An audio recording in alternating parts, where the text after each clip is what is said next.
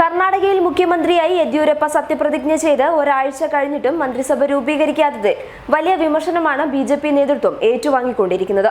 കുമാരസ്വാമി സർക്കാരിനോട് ഭൂരിപക്ഷം തെളിയിക്കാൻ നിരന്തരമായി കത്തിലൂടെ ആവശ്യപ്പെട്ട ഗവർണർ ഇതുവരെയും ഇപ്പോഴത്തെ സർക്കാരിനെ കുറിച്ച് പ്രതികരിച്ചിട്ടില്ല എന്ന ആരോപണവുമായി കോൺഗ്രസ് നേതാവ് സിദ്ധരാമയ്യയും രംഗത്തു വന്നു.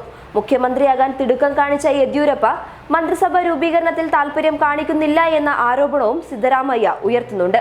വിമർശനങ്ങൾ ശക്തമായപ്പോൾ എത്രയും പെട്ടെന്ന് മന്ത്രിസഭ രൂപീകരിക്കുമെന്ന് വ്യക്തമാക്കി യെദ്യൂരപ്പ തന്നെ രംഗത്ത് വന്നു. ഇതിനിടയിൽ തങ്ങളുടെ ഭാവി സുരക്ഷിതമാക്കാൻ വിമതരിൽ ചിലർ യെദ്യൂരപ്പയുമായി കഴിഞ്ഞ ദിവസം കൂടിക്കാഴ്ച നടത്തി എന്നുള്ള റിപ്പോർട്ടുകളാണ് ഇപ്പോൾ പുറത്തുവരുന്നത്. കോൺഗ്രസ് JDS സഖ്യ സർക്കാരിന്റെ വിശ്വാസ വോട്ടെടുപ്പിൽ പങ്കെടുക്കാതെ പാർട്ടി വിപ്പ് ലംഘിച്ചതിന് മുൻ സ്പീക്കർ KR രമേഷ് കുമാർ അയോഗ്യരാക്കിയ 17 വിമത MLA-മാരിൽ ചിലരാണ് ഇന്നലെ മുഖ്യമന്ത്രി BS യെദ്യൂരപ്പയുമായി കൂടിക്കാഴ്ച നടത്തിയത്. മന്ത്രിസഭാ രൂപവൽക്കരണം വലിയ വെല്ലുവിളിയായി BJPക്ക് മുന്നിൽ നിൽക്കുന്ന സാഹചര്യത്തിൽ യെദ്യൂരപ്പയെ കാണാൻ വിമതർ എത്തിയതിനെ തുടർന്ന് പല അഭ്യൂഹങ്ങളും ശക്തമാണ്. കുമാരസ്വാമി സർക്കാരിനെ താഴെയിറക്കാൻ സഹായിച്ച 17 വിമത MLA-മാരിൽ 12 പേർക്ക് BJP നേരത്തെ മന്ത്രിസ്ഥാനം വാഗ്ദാനം ചെയ്തിരുന്നു. ഈ സാഹചര്യത്തിൽ ഇത്രയധികം വിമതരെ മന്ത്രിസഭയിൽ ഉൾപ്പെടുത്തുന്ന കാര്യത്തിൽ BJPയിൽ ഒരു വിഭാഗം ശക്തമായ എതിർപ്പുമായി രംഗത്തുണ്ട്. വിമതരെ മന്ത്രിസഭയിൽ ഉൾപ്പെടുത്തുന്ന കാര്യത്തിൽ സുപ്രീം കോടതിയുടെ അന്തിമ വിധി വരുന്നതുവരെ കാത്തിരിക്കണമെന്ന അഭിപ്രായവും BJPക്കുള്ളിലുണ്ട്. തുടക്കത്തിൽ 2-3 വിമത MLA-മാരെ മാത്രമേ മന്ത്രിസഭയിൽ ഉൾപ്പെടുത്തുകയുള്ളൂ എന്ന റിപ്പോർട്ടുകളും പുറത്തുവരുന്നു.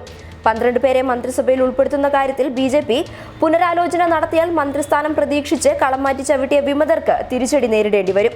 ഈ സാഹചര്യത്തിൽ തങ്ങളുടെ ആശങ്കകൾ പങ്കുവയ്ക്കാനും സർക്കാരിൽ ഉൾപ്പെടുത്താൻ സമ്മർദ്ദം ചെലുത്താനുമാണ് വിമതരിൽ ചിലർ യെദ്യൂരപ്പയുമായി കൂടിക്കാഴ്ച നടത്തിയത് എന്നാണ് സൂചന.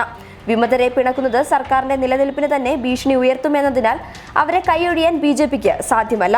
മന്ത്രിസ്ഥാനത്തിനായി പാർട്ടിയിൽ നിന്ന് ഉയരുന്ന സമ്മർദ്ദങ്ങളും അവഗണിക്കാൻ കഴിയില്ല. ഈ അവസ്ഥയിൽ എങ്ങനെ മന്ത്രിസഭാ രൂപവൽക്കരണം പൂർത്തിയാക്കുമെന്നാണ് BJPയുടെ ആശങ്ക. എത്രയും വേഗം മന്ത്രിസഭാ വികസനം സാധ്യമാകുമെന്നാണ് യെദ്യൂരപ്പ വ്യക്തമാക്കുന്നത്. അതേസമയം സർക്കാർ രൂപവൽക്കരണം സംബന്ധിച്ച വിഷയങ്ങളൊന്നും യെദ്യൂരപ്പയുമായുള്ള ചർച്ചയിൽ ഇല്ലായിരുന്നു എന്നാണ് അയോഗ്യനാക്കപ്പെട്ട കോൺഗ്രസ് MLA K സുധാകർ വ്യക്തമാക്കിയത്. മുഖ്യമന്ത്രിയായതിൽ യെദ്യൂരപ്പയെ അഭിനന്ദിക്കാനെത്തിയതാണ് എന്നും ചിക്കബെല്ലാപുര മണ്ഡലത്തിലെ വികസന പ്രവർത്തനങ്ങളാണ് ചർച്ച ചെയ്തതെന്നും സുധാകർ അവകാശപ്പെട്ടു. കോൺഗ്രസ് JDS സഖ്യ സർക്കാരിന്റെ പ്രവർത്തനത്തിൽ അതൃപ്തിയുണ്ടായിരുന്നു.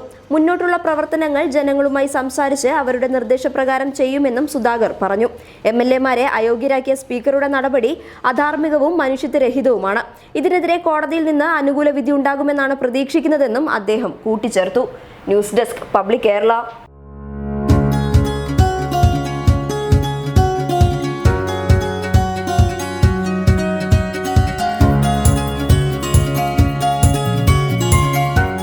ഇനി സേവനങ്ങൾ വിരൽത്തുമ്പിൽ. ബിസ്മി home nursing service, Anangoor, Kasaragod.